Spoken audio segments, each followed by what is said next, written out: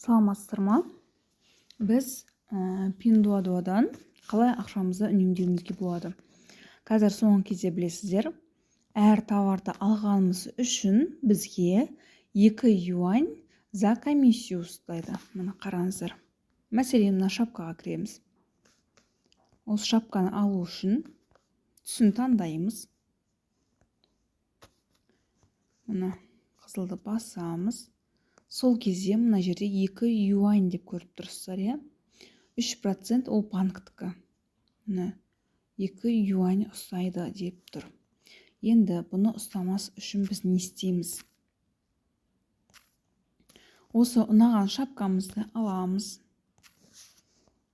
Тағы қандай заттар керек? Мәселен, бізге мына аяқ киім керек делік.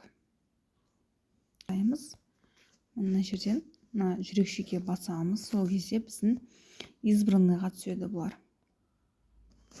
Мәселен, мына аяқ киімді таңдайық.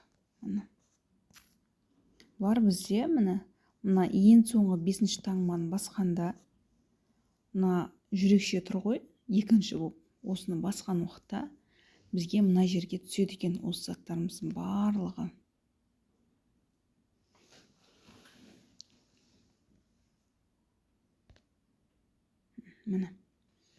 Енді біз бұны алуымыз үшін таңдаймыз. Сөйтіп, мына жерден қай аяқ киім керек, қандай размерде таңдаймыз.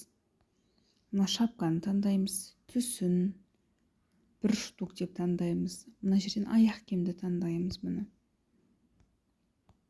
Таңдап, мына қызыл батырманы басамыз. Осы 3 товар ма дейді. Я деп, мына жерде банковский перевод деймін.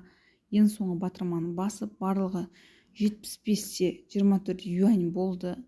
Қызыл батырмаға басамыз.